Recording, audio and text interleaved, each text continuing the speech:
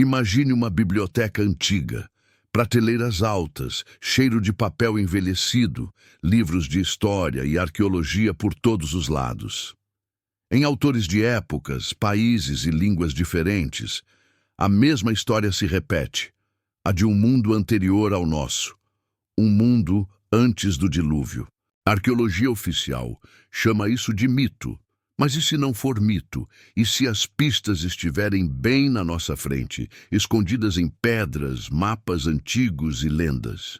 Hoje você vai ouvir uma história que pode mudar a forma como você enxerga o passado da humanidade. Esta é a história de civilizações antes do dilúvio e do segredo que a arqueologia não quer explicar.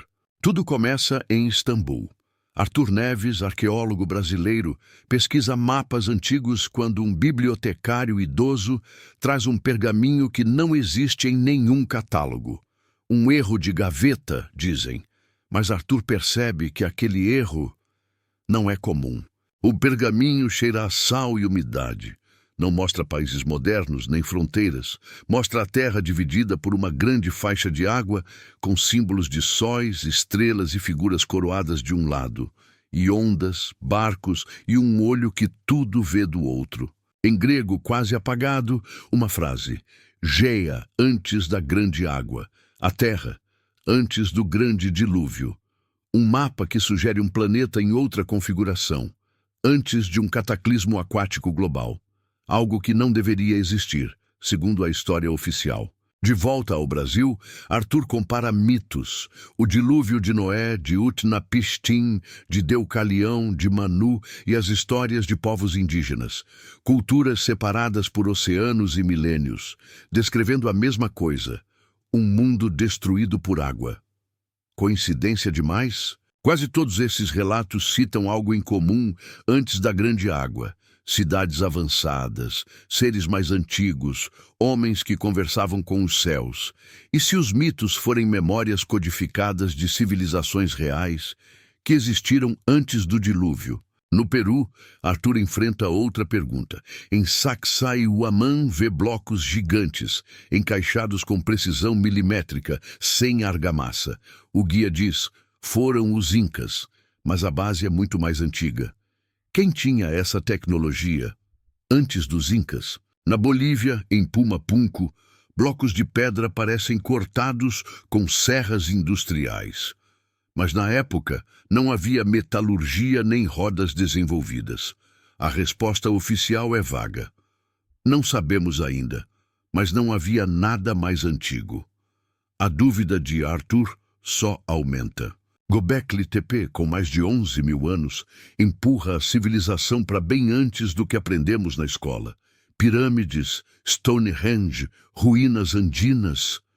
É como se existisse uma camada esquecida na história. Um capítulo anterior, quase apagado. Uma noite, Arthur recebe um e-mail anônimo. Um endereço leva ao subsolo de uma universidade, um arquivo morto. O lugar onde pesquisas incômodas vão para ser esquecidas. Lá, ele encontra Helena, ex-professora, rotulada como louca por questionar demais.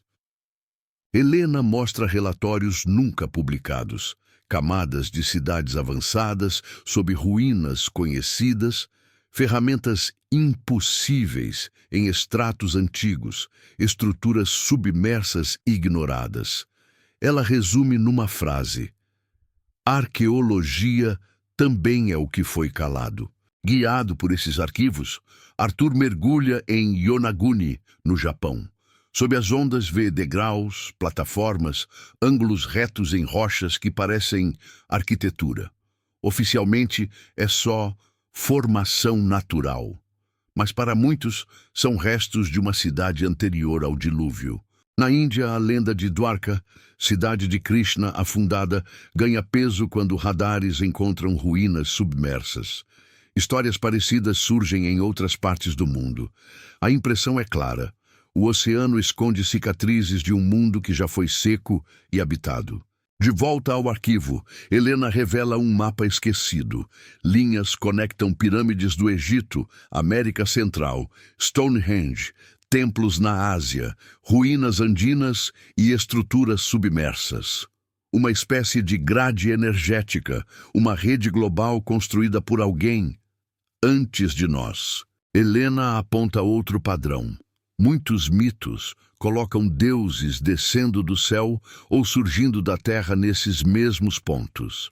Civilizações antes do dilúvio não só ergueram cidades, pareciam entender o planeta como um organismo com pontos-chave de energia e conexão.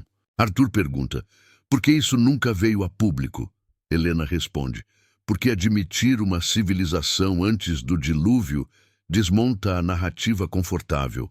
Não é só ciência, é política, poder, carreira e, pior, obriga a encarar que a história pode estar se repetindo.